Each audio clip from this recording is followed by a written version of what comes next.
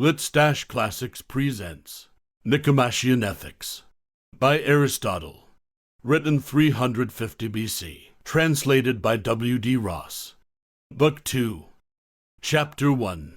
Virtue, then, being of two kinds, intellectual and moral, intellectual virtue in the main owes both its birth and its growth to teaching, for which reason it requires experience and time, while moral virtue comes about as a result of habit, whence also its name, ethic, is one that is formed by a slight variation from the word ethos, habit. From this it is also plain that none of the moral virtues arises in us by nature, for nothing that exists by nature can form a habit contrary to its nature. For instance, the stone which by nature moves downwards cannot be habituated to move upwards, not even if one tries to train it by throwing it up 10,000 times. Nor can fire be habituated to move downwards, nor can anything else that by nature behaves in one way be trained to behave in another. Neither by nature, then, nor contrary to nature do the virtues arise in us. Rather, we are adapted by nature to receive them, and are made perfect by habit. Again, of all the things that come to us by nature, we first acquire the potentiality,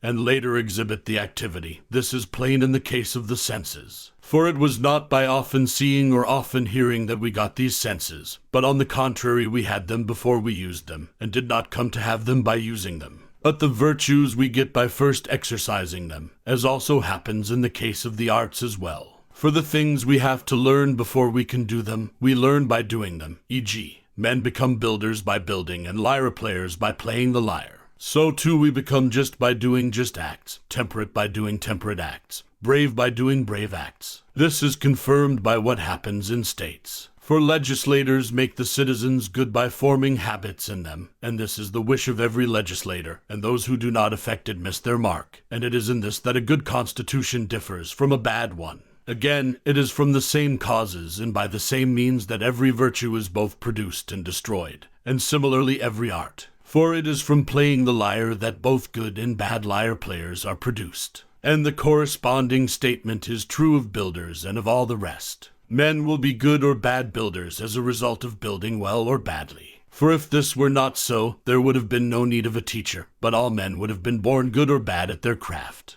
This, then, is the case with the virtues also. By doing the acts that we do in our transactions with other men we become just or unjust, and by doing the acts that we do in the presence of danger, and being habituated to feel fear or confidence, we become brave or cowardly. The same is true of appetites and feelings of anger. Some men become temperate and good-tempered, others self-indulgent and irascible, by behaving in one way or the other in the appropriate circumstances. Thus, in one word, states of character arise out of like activities. This is why the activities we exhibit must be of a certain kind. It is because the states of character correspond to the differences between these. It makes no small difference, then, whether we form habits of one kind or of another from our very youth. It makes a very great difference, or rather all the difference. Chapter 2. Since, then, the present inquiry does not aim at theoretical knowledge like the others, for we are inquiring not in order to know what virtue is, but in order to become good, since otherwise our inquiry would have been of no use, we must examine the nature of actions, namely how we ought to do them. For these determine also the nature of the states of character that are produced, as we have said. Now, that we must act according to the right rule is a common principle, and must be assumed. It will be discussed later, i.e. both what the right rule is, and how it is related to the other virtues. But this must be agreed upon beforehand, that the whole account of matters of conduct must be given in outline, and not precisely, as we said at the very beginning that the accounts we demand must be in accordance with the subject matter. Matters concerned with conduct and questions of what is good for us have no fixity, any more than matters of health. The general account being of this nature, the account of particular cases is yet more lacking in exactness. For they do not fall under any art or precept, but the agents themselves must in each case consider what is appropriate to the occasion, as happens also in the art of medicine or of navigation. But though our present account is of this nature, we must give what help we can. First, then, let us consider this, that it is the nature of such things to be destroyed by defect and excess, as we see in the case of strength and of health. For to gain light on things imperceptible, we must use the evidence of sensible things. Both excessive and defective exercise destroys the strength, and similarly drink or food which is above or below a certain amount destroys the health, while that which is proportionate both produces and increases and preserves it. So too is it, then, in the case of temperance and courage and the other virtues. For the man who flies from and fears everything and does not stand his ground against anything becomes a coward. And the man who fears nothing at all but goes to meet every danger becomes rash. And similarly the man who indulges in every pleasure and abstains from none becomes self-indulgent, while the man who shuns every pleasure, as boors do, becomes in a way insensible. Temperance and courage, then, are destroyed by excess and defect, and preserved by the mean.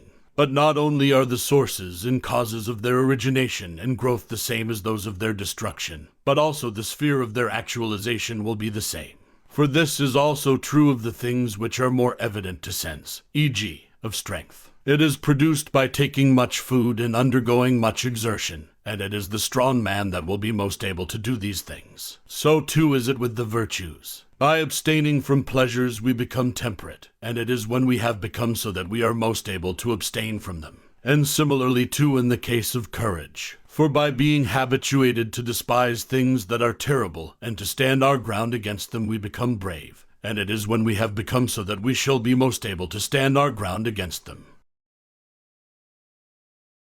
Chapter 3.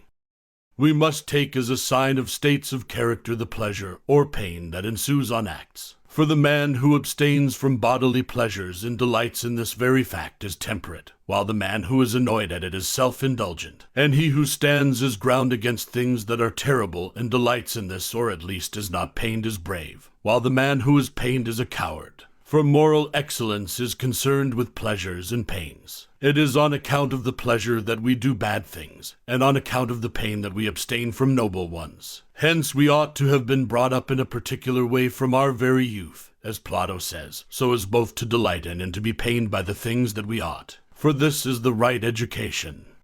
Again, if the virtues are concerned with actions and passions, and every passion and every action is accompanied by pleasure and pain, for this reason also virtue will be concerned with pleasures and pains. This is indicated also by the fact that punishment is inflicted by these means. For it is a kind of cure, and it is the nature of cures to be affected by contraries. Again, as we said but lately, every state of soul has a nature relative to and concerned with the kind of things by which it tends to be made worse, or better. But it is by reason of pleasures and pains that men become bad, by pursuing and avoiding these. Either the pleasures and pains they ought not, or when they ought not, or as they ought not, or by going wrong in one of the other similar ways that may be distinguished. Hence men even define the virtues as certain states of impassivity and rest. Not well, however, because they speak absolutely, and do not say as one ought and as one ought not, and when one ought or ought not, and the other things that may be added. We assume, then, that this kind of excellence tends to do what is best with regard to pleasures and pains, and vice does the contrary. The following facts also may show us that virtue and vice are concerned with these same things. There being 3 objects of choice and 3 of avoidance, the noble, the advantageous, the pleasant, and their contraries, the base, the injurious, the painful, about all of these the good man tends to go right and the bad man to go wrong, and especially about pleasure. For this is common to the animals, and also it accompanies all objects of choice. For even the noble and the advantageous appear pleasant. Again, it has grown up with us all from our infancy. This is why it is difficult to rub off this passion, ingrained as it is in our life. And we measure even our actions, some of us more and others less, by the rule of pleasure and pain. For this reason, then, our whole inquiry must be about these. For to feel delight in pain rightly or wrongly has no small effect on our actions. Again, it is harder to fight with pleasure than with anger, to use Heraclitus' phrase, but both art and virtue are always concerned with what is harder. For even the good is better when it is harder. Therefore, for this reason also the whole concern both of virtue and of political sciences with pleasures and pains. For the man who uses these well will be good, he who uses them badly bad. That virtue, then, is concerned with pleasures and pains, and that by the acts from which it arises it is both increased, and, if they are done differently, destroyed, and that the acts from which it arose are those in which it actualizes itself. Let this be taken as said. Chapter 4. The question might be asked, what we mean by saying that we must become just by doing just acts, and temperate by doing temperate acts. For if men do just and temperate acts, they are already just and temperate, exactly as if they do what is in accordance with the laws of grammar and of music. They are grammarians and musicians. Or is this not true even of the arts? It is possible to do something that is in accordance with the laws of grammar, either by chance or at the suggestion of another. A man will be a grammarian, then, only when he has both done something grammatical and done it grammatically, and this means doing it in accordance with the grammatical knowledge in himself. Again, the case of the arts and that of the virtues are not similar. For the products of the arts have their goodness in themselves, so that it is enough that they should have a certain character. But if the acts that are in accordance with the virtues have themselves a certain character, it does not follow that they are done justly or temperately. The agent also must be in a certain condition when he does them. In the first place he must have knowledge, secondly he must choose the acts, and choose them for their own sakes, and thirdly his action must proceed from a firm and unchangeable character. These are not reckoned in as conditions of the possession of the arts, except the bare knowledge. But as a condition of the possession of the virtues, knowledge has little or no weight, while the other conditions count not for a little but for everything, i.e., the very conditions which result from often doing just and temperate acts. Actions, then, are called just and temperate when they are such as the just or the temperate man would do. But it is not the man who does these that is just and temperate, but the man who also does them as just and temperate men do them. It is well said, then, that it is by doing just acts that the just man is produced, and by doing temperate acts the temperate man. Without doing these no one would have even a prospect of becoming good. But most people do not do these, but take refuge in theory and think they are being philosophers, and will become good in this way, behaving somewhat like patients who listen attentively to their doctors, but do none of the things they are ordered to do. As the latter will not be made well in body by such a course of treatment, the former will not be made well in soul by such a course of philosophy. Chapter 5. Next we must consider what virtue is, since things that are found in the soul are of three kinds: passions, faculties, states of character. Virtue must be one of these. By passions I mean appetite, anger, fear, confidence, envy, joy, friendly feeling, hatred, longing, emulation, pity, and in general the feelings that are accompanied by pleasure or pain. By faculties the things in virtue of which we are said to be capable of feeling these, e.g., of becoming angry or being pained or feeling pity. By states of character the things in virtue of which we stand well or badly with reference to the passions, e.g., with reference to anger we stand badly if we feel it violently or too weakly, and well if we feel it moderately. Now neither the virtues nor the vices are passions, because we are not called good or bad on the ground of our passions, but are so called on the ground of our virtues and our vices, and because we are neither praised nor blamed for our passions. For the man who feels fear or anger is not praised, nor is the man who simply feels anger blamed, but the man who feels it in a certain way. But for our virtues and our vices we are praised or blamed. Again, we feel anger and fear without choice, but the virtues are modes of choice or involve choice. Further, in respect of the passions we are said to be moved, but in respect of the virtues and the vices we are said not to be moved, but to be disposed in a particular way. For these reasons also they are not faculties. For we are neither called good nor bad, nor praised nor blamed, for the simple capacity of feeling the passions. Again, we have the faculties by nature, but we are not made good or bad by nature. We have spoken of this before. If, then, the virtues are neither passions nor faculties, all that remains is that they should be states of character. Thus we have stated what virtue is in respect of its genus. Chapter 6. We must, however, not only describe virtue as a state of character, but also say what sort of state it is. We may remark, then, that every virtue or excellence both brings into good condition the thing of which it is the excellence, and makes the work of that thing be done well. E.g., the excellence of the eye makes both the eye and its work good, for it is by the excellence of the eye that we see well. Similarly, the excellence of the horse makes a horse both good in itself, and good at running and at carrying its rider and at awaiting the attack of the enemy. Therefore, if this is true in every case, the virtue of man also will be the state of character which makes a man good and which makes him do his own work well.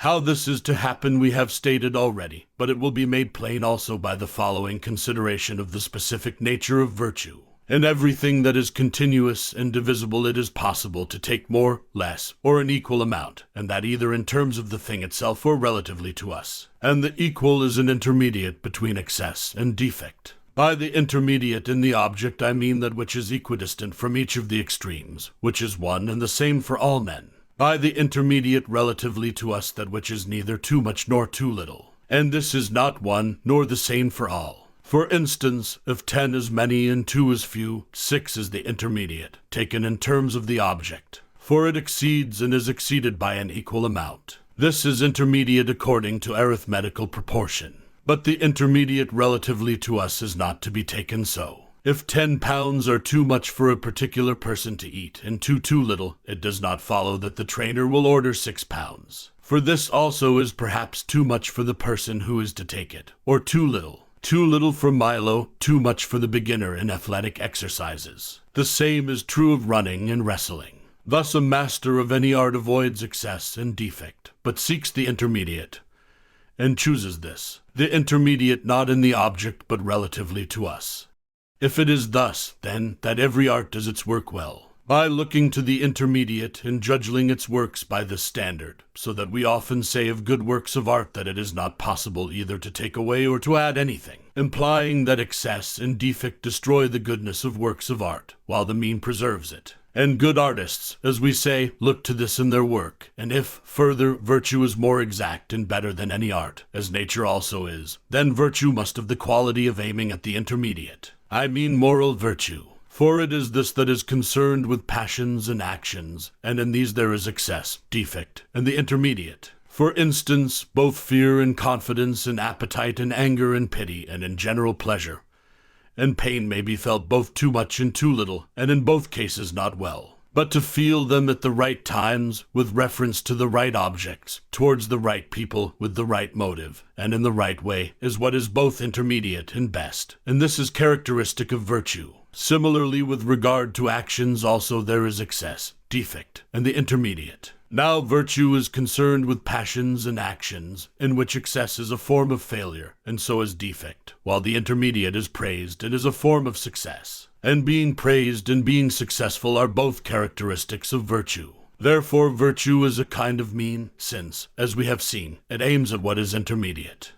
Again, it is possible to fail in many ways, for evil belongs to the class of the unlimited, as the Pythagoreans conjectured, and good to that of the limited, while to succeed is possible only in one way, for which reason also one is easy and the other difficult. To miss the mark easy, to hit it difficult. For these reasons also, then, excess and defect are characteristic of vice, and the mean of virtue. For men are good in but one way, but bad in many. Virtue, then, is a state of character concerned with choice, lying in a mean, i.e., the mean relative to us, this being determined by a rational principle, and by that principle by which the man of practical wisdom would determine it. Now it is a mean between two vices, that which depends on excess, and that which depends on defect. And again it is a mean because the vices respectively fall short of or exceed what is right in both passions and actions, while virtue both finds and chooses that which is intermediate. Hence, in respect of its substance and the definition which states its essence, virtue is a mean, with regard to what is best and right and extreme. But not every action nor every passion admits of a mean. For some have names that already imply badness, e.g., spite, shamelessness, envy, and in the case of actions, adultery, theft, murder. For all of these and such like things imply by their names that they are themselves bad, and not the excesses or deficiencies of them. It is not possible, then, ever to be right with regard to them. One must always be wrong. Nor does goodness or badness with regard to such things depend on committing adultery with the right woman, at the right time, and in the right way, but simply to do any of them is to go wrong. It would be equally absurd, then, to expect that in unjust, cowardly, and voluptuous action there should be a mean, an excess, and a deficiency. For at that rate there would be a mean of excess and of deficiency, an excess of excess, and a deficiency of deficiency. But as there is no excess and deficiency of temperance and courage, because what is intermediate is in a sense an extreme, so too of the actions we have mentioned there is no mean nor any excess and deficiency. But however they are done, they are wrong. For in general there is neither a mean of excess and deficiency, nor excess and deficiency of a mean. Chapter 7. We must, however, not only make this general statement, but also apply it to the individual facts. For among statements about conduct, those which are general apply more widely, but those which are particular are more genuine, since conduct has to do with individual cases, and our statements must harmonize with the facts in these cases. We may take these cases from our table. With regard to feelings of fear and confidence, courage is the mean. Of the people who exceed, he who exceeds in fearlessness has no name. Many of the states have no name, while the man who exceeds in confidence is rash, and he who exceeds in fear and falls short in confidence is a coward. With regard to pleasures and pains, not all of them, and not so much with regard to the pains. The mean is temperance, the excess self-indulgence. Persons deficient with regard to the pleasures are not often found. Hence such persons also have received no name. But let us call them insensible. With regard to giving and taking of money, the mean is liberality, the excess and the defect prodigality in meanness. In these actions people exceed and fall short in contrary ways. The prodigal exceeds in spending and falls short in taking, while the mean man exceeds in taking and falls short in spending.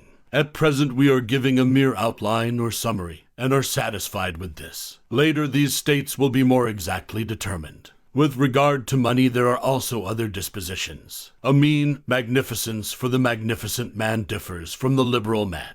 The former deals with large sums, the latter with small ones, an excess, tastelessness, and vulgarity, and a deficiency, niggardliness. These differ from the states opposed to liberality, and the mode of their difference will be stated later. With regard to honor and dishonor, the mean is proper pride. The excess is known as a sort of empty vanity, and the deficiency is undue humility. And as we said, liberality was related to magnificence, differing from it by dealing with small sums, so there is a state similarly related to proper pride, being concerned with small honors while that is concerned with great. For it is possible to desire honor as one ought, and more than one ought, and less, and the man who exceeds in his desires is called ambitious, the man who falls short unambitious, while the intermediate person has no name.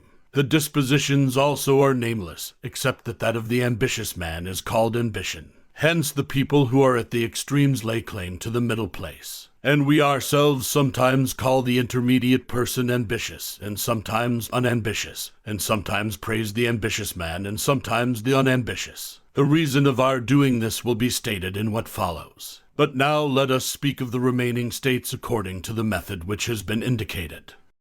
With regard to anger also there is an excess, a deficiency, and a mean. Although they can scarcely be said to have names, yet since we call the intermediate person good-tempered, let us call the mean good temper. Of the persons at the extremes, let the one who exceeds be called irascible, and his vice irascibility, and the man who falls short an irascible sort of person, and the deficiency in irascibility.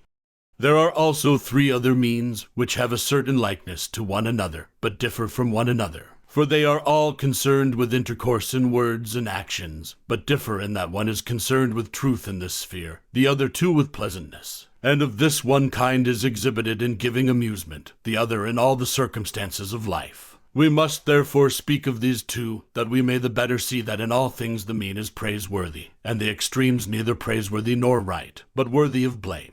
Now most of these states also have no names, but we must try, as in the other cases, to invent names ourselves so that we may be clear and easy to follow. With regard to truth, then, the intermediate is a truthful sort of person, and the mean may be called truthfulness, while the pretense which exaggerates is boastfulness, and the person characterized by it a boaster, and that which understates is mock modesty, and the person characterized by it mock modest. With regard to pleasantness and the giving of amusement, the intermediate person is ready-witted, and the disposition ready-wit. The excess is buffoonery, and the person characterized by it a buffoon, while the man who falls short is a sort of bore, and his state is boorishness. With regard to the remaining kind of pleasantness, that which is exhibited in life in general, the man who is pleasant in the right way is friendly, and the mean is friendliness, while the man who exceeds is an obsequious person if he has no end in view, a flatterer if he is aiming at his own advantage, and the man who falls short and is unpleasant in all circumstances is a quarrelsome and surly sort of person.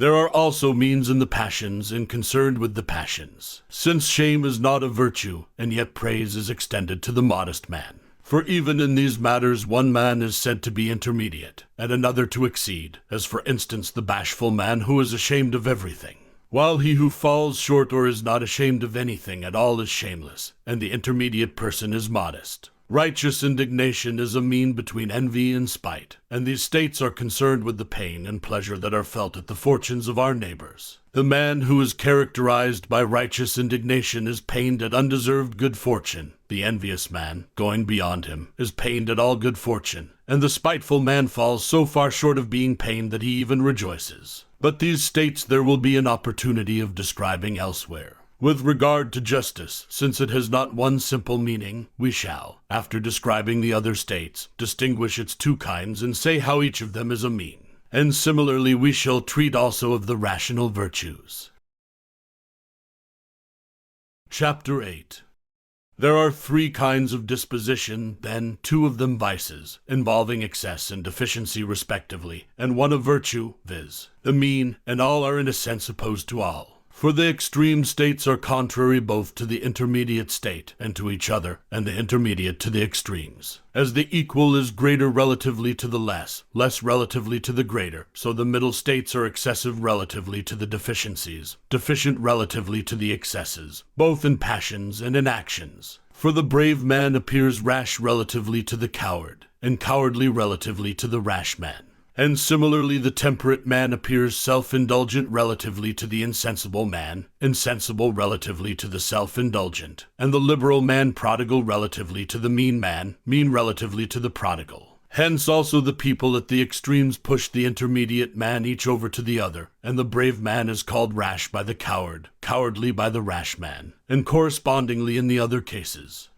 These states being thus opposed to one another, the greatest contrariety is that of the extremes to each other rather than to the intermediate. For these are further from each other than from the intermediate, as the great is further from the small and the small from the great than both are from the equal. Again, to the intermediate some extremes show a certain likeness, as that of rashness to courage and that of prodigality to liberality. But the extremes show the greatest unlikeness to each other. Now contraries are defined as the things that are furthest from each other, so that things that are further apart are more contrary.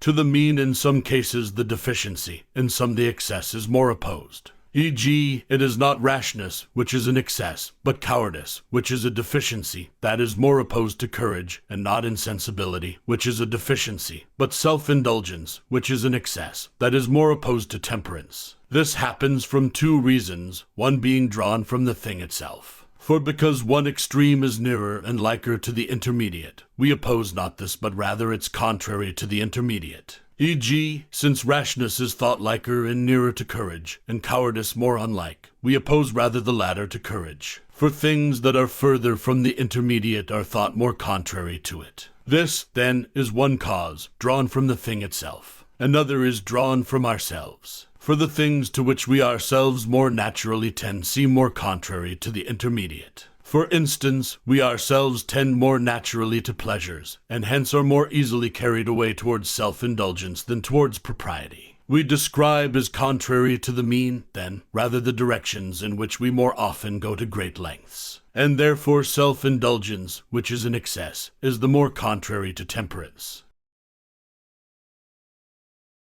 Chapter 9. That moral virtue is a mean, then, and in what sense it is so, and that it is a mean between two vices, the one involving excess, the other deficiency, and that it is such because its character is to aim at what is intermediate in passions and in actions, has been sufficiently stated. Hence also it is no easy task to be good. For in everything it is no easy task to find the middle, e.g., to find the middle of a circle is not for every one but for him who knows. So, too, any one can get angry. That is easy, or give or spend money. But to do this to the right person, to the right extent, at the right time, with the right motive, and in the right way, that is not for everyone, nor is it easy. Wherefore goodness is both rare and laudable and noble. Hence he who aims at the intermediate must first depart from what is the more contrary to it, as Calypso advises. Hold the ship out beyond that surf and spray. For of the extremes one is more erroneous, one less so. Therefore, since to hit the mean is hard in the extreme, we must as a second best, as people say, take the least of the evils. And this will be done best in the way we describe. But we must consider the things towards which we ourselves also are easily carried away. For some of us tend to one thing, some to another. And this will be recognizable from the pleasure and the pain we feel. We must drag ourselves away to the contrary extreme. For we shall get into the intermediate state by drawing well away from error, as people do in straightening sticks that are bent. Now in everything the pleasant or pleasure is most to be guarded against, for we do not judge it impartially. We ought, then, to feel towards pleasure as the elders of the people felt towards Helen, and in all circumstances repeat their saying. For if we dismiss pleasure thus we are less likely to go astray. It is by doing this, then, to sum the matter up, that we shall best be able to hit the mean.